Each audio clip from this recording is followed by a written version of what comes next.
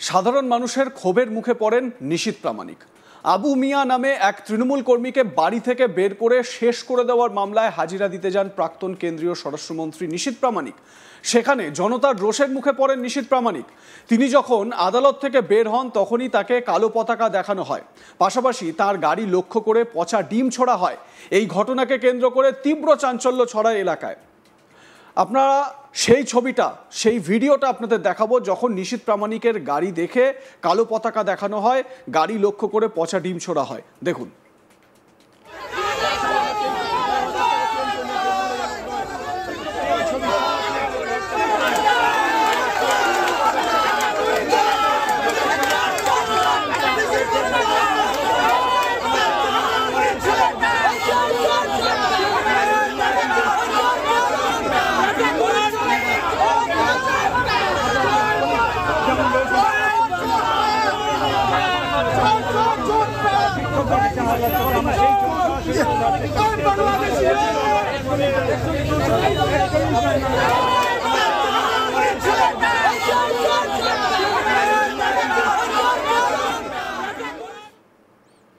2018 সালে আবু মিয়া নামে এক তৃণমূল কর্মীকে বাড়ি থেকে বের করে শেষ করে দেওয়ার অভিযোগে মামলা দায়ের হয় নিশীথ প্রামাণিক সহ 41 জনের বিরুদ্ধে। সেই সময় নিশীথ প্রামাণিক ছিলেন তৃণমূল যুব কংগ্রেসের নেতা। তৃণমূল যুব ও মাদার তৃণমূলের দ্বন্দ্বে, মানে তৃণমূল যুব এবং তৃণমূল কংগ্রেসের দ্বন্দ্বে তখন প্রতিদিনই উত্তপ্ত থাকত দিনহাটার রাজনীতি। এদিন সেই খুনের মামলাতেই হাজিরা দিতে দিনহাটা আদালতে যান নিশীথ প্রামাণিক। হাজিরা ঘিরে কড়া নিরাপত্তার বন্দোবস্ত ছিল দিনহাটা আদালত চত্বরে।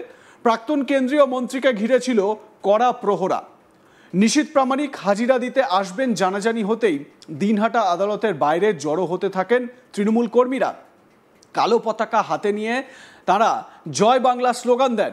নিশীথ প্রামাণিকের কঠোর শাস্তিরও দাবি করেন। জমায়েত থেকে নিশীথের গাড়ি লক্ষ্য করে ঢিল ও পাথর ছোড়া হয়, যদিও প্রাক্তন কেন্দ্রীয় মন্ত্রীর কোনো আঘাত লাগেনি। আপনাদের আরও একবার নিশীথ প্রামাণিকের গাড়ি লক্ষ্য করে যে প্রোটেস্ট করা হচ্ছে সেই ভিডিওটা আরও একবার দেখাই, দেখুন।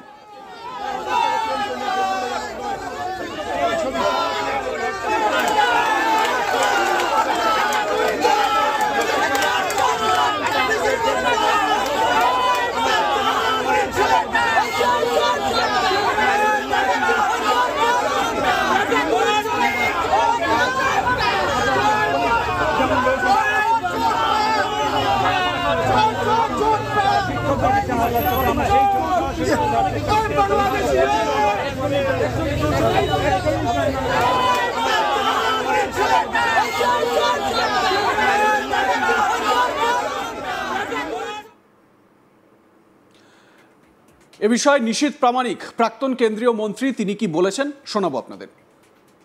এটা 2018 সালের একটা কেস এবং এখানে যে ধারা দেওয়া হয়েছে বা অবজেকশন করা হয়েছে যে পলিটিক্যাল কনস্পিরেসি, মানে কোনো যে ঘটনাটা ঘটেছে তার পেছনে কারা চক্রান্তকারী।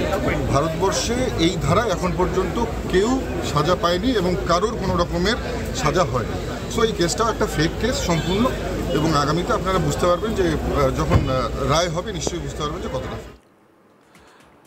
নিশীথ প্রামাণিক বলছেন এটা একটা ফেক কেস, মানে ভুয়ো মামলা তার বিরুদ্ধে দেওয়া হয়েছে। আগামী দিনে আপনারা এটা বুঝতে পারবেন। রাধা বল্লভ নামে নিশীথ প্রামাণিকের যিনি আইনজীবী, তিনি কি বলছেন এই মামলা সম্পর্কে শুনুন। এটা 18 সালের মামলা আছে, সেই মামলাতেই উনি হাজিরা দেওয়ার জন্য আসছে। মামলা ছিল একটা পুরানো মামলা, ক্রিমিনাল অফেন্সের মামলা, সেটাতে। তবে তৃণমূলের দাবি নিশীথের উপর সাধারণ মানুষের ক্ষোভ রয়েছে, সে কারণে হামলা চালানো হয়েছে। নিশীথ প্রামাণিক জানিয়েছেন তার বিরুদ্ধে যে অভিযোগ আনা হয়েছে সেটা রাজনৈতিক ষড়যন্ত্র।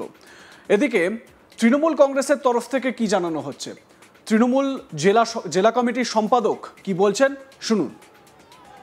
এখানে দেখলাম লোকজন বিক্ষোভ দেখালো। বিজেপি যেভাবে বাঙালিদের ওপর অত্যাচার করছে, বিজেপি নেতারা যেখানেই যাবে লোকজন এইভাবে বিক্ষোভ দেখাবে। কোচবিহারের মানুষকে রোহিঙ্গা বলে অপমান করেছে, যার জন্য নিজে বাংলাদেশি, তাই জন্য যেখানে ও যাবে লোক সেখানে ওকে বিক্ষোভ দেখাবে।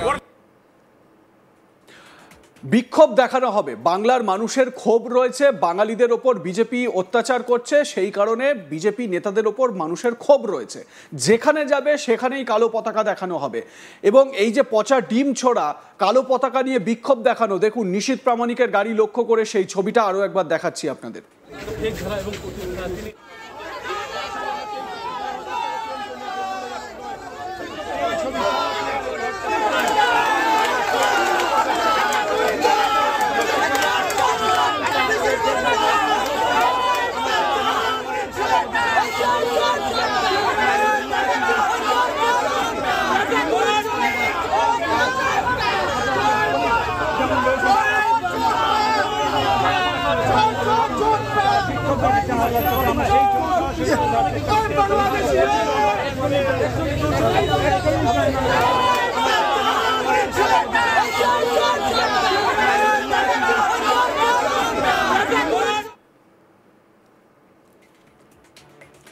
এ প্রসঙ্গে আমার সহকর্মী উৎপল পোদ্দার তার প্রতিবেদনে কি জানাচ্ছেন শুনুন।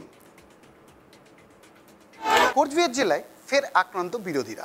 সম্প্রতি কোচবিহার জেলার এসপি অফিসে আসার সময় আক্রান্ত হয়েছিলেন বিরোধী দলনেতা শুভেন্দু অধিকারী। তারপরের থেকে কিন্তু সরগরম হয়ে রয়েছিল কোচবিহার জেলা। এবার ফের আক্রান্ত হলেন কোচবিহার জেলার দিনহাটায় প্রাক্তন কেন্দ্রীয় মন্ত্রী নিশীথ প্রামাণিক। আজ একটি পুরানো মামলায় দিনহাটা আদালতে তিনি হাজিরা দিতে যান।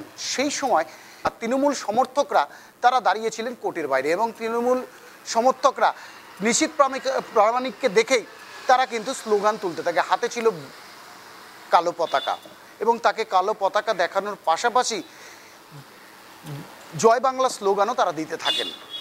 নিশীথ প্রামাণিক কোর্টে আদালতে গিয়ে হাজিরা দেবার পর যখন ফিরে যাচ্ছিলেন সেই সময় তৃণমূলের কর্মী ও সমর্থকদের বিরুদ্ধে অভিযোগ তার গাড়িকে লক্ষ্য করে ঢিল মারা হয় এবং সে ডিম ছুঁড়ে মারা হয়। তবে এই অভিযোগ অস্বীকার করেছেন তৃণমূলের নেতৃত্বরা। তারা জানিয়েছেন মানুষের মধ্যে যে ক্ষোভ, সেই ক্ষোভ উগরে দিয়েছে আজ আদালত চত্বরে যখন প্রাক্তন মন্ত্রী এসেছিলেন সেই সময়।